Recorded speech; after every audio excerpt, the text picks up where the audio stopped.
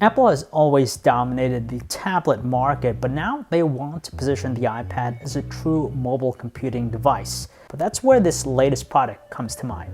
Hey guys, John V from PhoneArena here. You're watching our video review of the Apple iPad Pro. You know what? This is a big iPad. There's no denying that. It's almost obnoxious at times, but still, you have some of the signature design qualities of the series. So you have things like the aluminum chassis, giving it that great premium build quality. Surprisingly, for its large footprint, it's really lightweight, svelte, and pretty comfortable to handle. You have the Touch ID fingerprint sensor as usual. And some of the changes to design include the 4 speaker grills around its sides. It's arguably the best sounding speakers in tablet we've seen. And you also have these pin connectors on the left edge. They're smart connectors, and it's used to connect the optional smart keyboard accessory that Apple makes. Now, its large size is mainly attributed to the new screen it's packing along. It's a 12.9-inch 2048 by 2732 Retina display. You have a vast amount of real estate to work with, and it's great to use in landscape. You get some good enough looking details and some other pleasant qualities like some wide viewing angles, natural colors, but it's still kind of weak with the brightness output, so outdoor visibility is still challenging at times. What's unique with this is that it's compatible to work with the Apple Pencil that Apple makes. It's similar to the S Pen stylus that Samsung has, and basically adds a new dimension to interacting with the iPad Pro. It measures varying degrees of pressure sensitivity, so if you're a drawer or a sketcher or just want to jot something down, it's more ideal for you. Finally, you get true side-by-side multitasking with iOS 9. You have features like slide over, split view, and picture-in-picture. They all help to show that there's maturity to the platform, and it really gives that productivity level that it kind of lacked previously.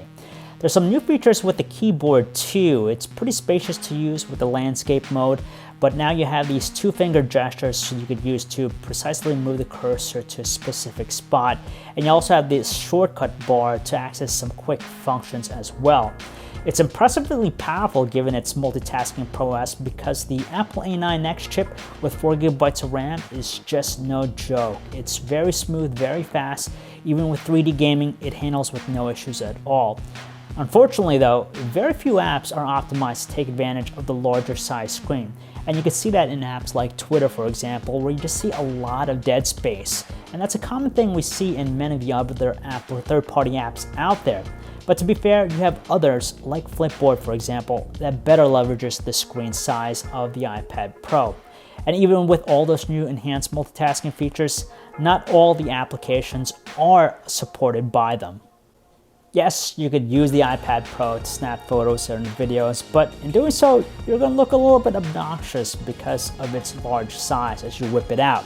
It has the same combination found in the iPad Air 2, so that's an 8-megapixel rear camera, a 1.2-megapixel front camera, same camera interface that we're familiar with.